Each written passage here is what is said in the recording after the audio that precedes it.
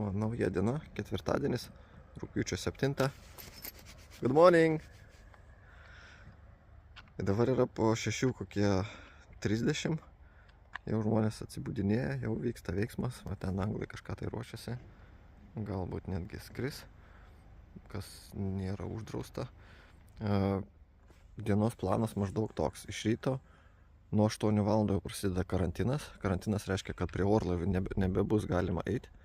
Jie bus kaip karantinuojami, uždaryti.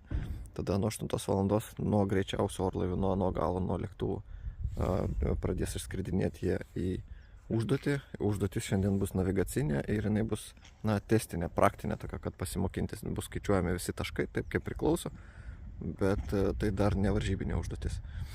Bet imituojama viskas, kaip bus per varžybas. Tai karantinas, visi išskridimo laikai, visi vartai skaičiuojami ten ir taip toliau. Tai iki karantino, kodėl anksti keliamės, dėl to, kad orlaiviams reikia dar paruošti paskutinius dalykus, užsipilti bakus, juos nuimti visus čecholus, paskui man reikia dar pasiruošti lipdukus užsiklijuoti ant šono, nes yra likę iš praeitų metų. Reikia trimerį pasireguliuoti, ten dar tokių smulkmenų pasidaryti. Tai tą eisim ir daryti. Na, paskui jau, kai prasidės karantinas ir kol greitieji orlaiviai bus išskridę, o mano išskridimo laikas dar neatėjęs, tai tada bus galima ir valgyti ir taip toliau. Jo, čia ruošiama, čia teisėjam turbūt šitą palapinę tokia, kur bus dalinamas užduotis ten ir taip toliau.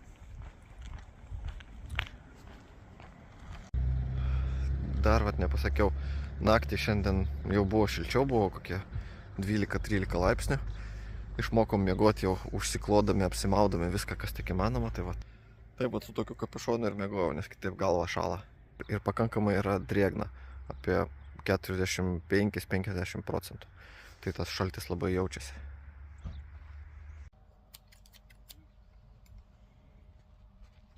Žiūrėkit, kokį vabalą rado Vaidas.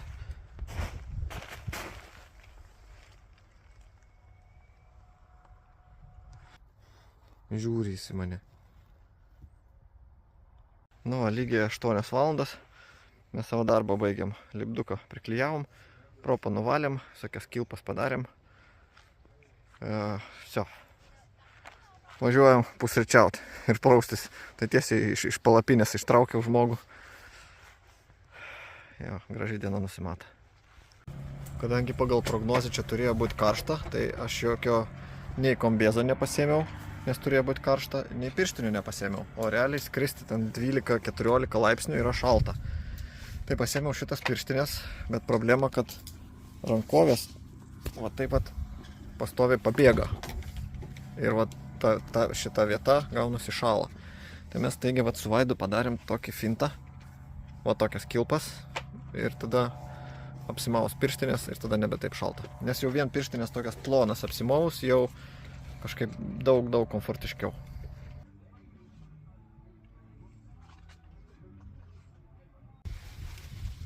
Ką tik Lorenas organizatorius pats atvežė mums tokius badžius, tokius prisegamus prie drabužių. Čia bus mūsų ID, tam, kad galėtume su juo prisegtų prie drabužių įeiti ten į karantiną, kad pagal reikalavimus, kad svetimi žodžiu nevaikščiotų. Tai sėdim, analizuojam klaidas navigacinės užduoties. Tai čia yra mano trekas, čia yra tas idealusis, kur reikėjo praskristi. O čia yra vartai, Hidden Gate. Ir gavos taip, kad aš per patį kraščiuką šitaip kliudžiau, paskui likti ir bandžiau grįžti, ir paskui čia jau apsisukimas ir ten taip toliau. Tai klausimas, kas čia buvo, kodėl čia tokiam kamputyje. Tai žemėlapyje, tai atrodo, čia mano tušinukas, čia. Tas kaimas, čia yra skylė nuo smeigtuko. Tai skrendant, mačiau, kad yra kaimas, kad kelias įeina į kaimą, kelias įeina. Tai šalia, aš taip supratau, kad sankryža, tai ten viduj reiškia šito kaimo. Ir praskridau šalia. Paskui biškį pasitaisiau. Bet pasirodo, kad tas kur burbuliukas kaimo centras,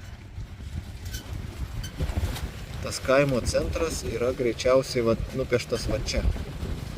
Čia kur šitas kelių vingis. O linija eina šalia. Na ir gavos, kad aš per toli nugribavau. Toliau kita įdomi vieta, va čia yra originalus trekas, čia yra vartai Hidden Gate.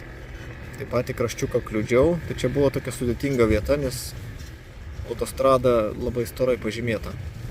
Tai va čia vienas keliukas eina arčiau autostrados, paskui jis eina toliau. Klausimas, kaip reikėjo skristi. O šitam popieriniam žemėlapiui, tas vat geltonas keliukas, jis ir čia yra, vat juodas yra mano trekas, tas idealusis. Tai čia geltonas yra už. Ir šita sankryža, vat geltona su geltonu, yra už. Reiškia, aš turiu skristi tarp autostrados ir šito geltono. Iki pat va čia, iki tos vietos. Čia yra tiltas. Jeigu aš nieko nemaišau. Jo, čia yra kitas tiltas. Tai va čia mažas tiltukas ir čia mažas tiltukas. Tai pagal šitą žemėlapį turiu skristi tarp. O realybėj šitas kelias yra ne čia, o daug arčiau. Tai net nežinau, ką čia galima padaryti su tokio detalumo žemėlapiu, nes pasirodo, kad autostrada vat maždaug nuo čia iki čia va tokio storio yra nupiešta, o kadangi tas keliukas kitaip pasislėptų po ją, tai jisai nupieštas ir šalia. Nu tai čia gerai, kad vartai yra 250 metrų ir įtaikiau. Nu ką, yra be 10, kiek čia, 7. Už 10 minučių. O, preparing! Žodžiu, skraidyklės renkasi, ruošiasi, nerenkasi. Renkasi ruoštis skristi. 102 is the best machine. 102. 102, this one? Yes. Yes. The first World Championship.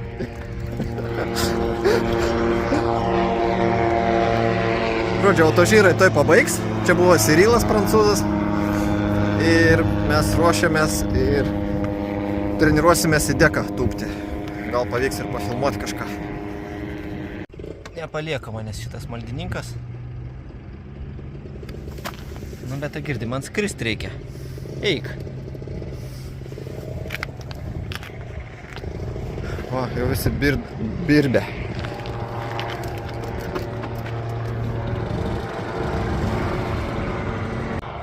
Žodžiu, vaikai, jeigu namuose organizuosit pasaulio čempionatą arba kokias nors varžybas, nedarykit taip, kaip čia dabar. Dabar nebuvo aiškiai iškomunikuota, kaip galima leistis, kur galima skristi, kur negalima. Aš pakilau ir ten visiškas chaosas vyksta. Ir pasiimsiu šitą žemėlapį ir išskrisiu. Nes gaunasi, kad kilti reikia iš asfalto, vat iš čia. Reikėtų pakilti į 1000 pėdų virš taško, ten išsijungti variklį ir nusileisti.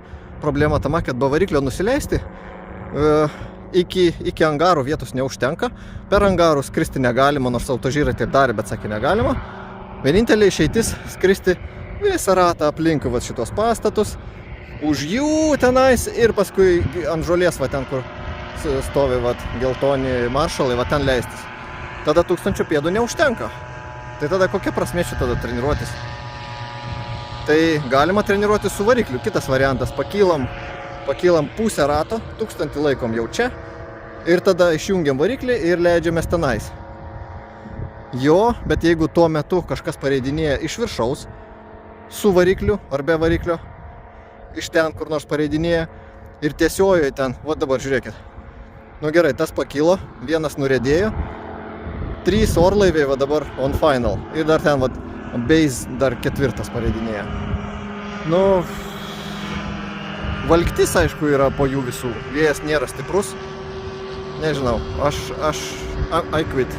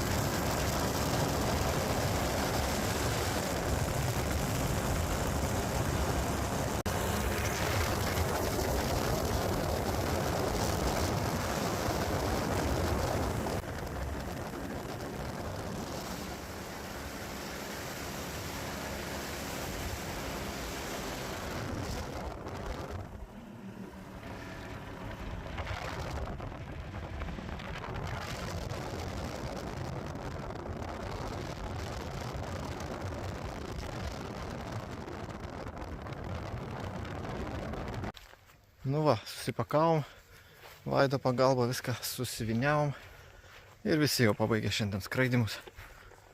Ramu, vėjas kaip ir nurimo. Dabar apie 15, gal 9, kažkas apie 9. Pareinam į kempingą, užkast aptart rytojų, pasiruošt žemėlapis ten ir taip toliau.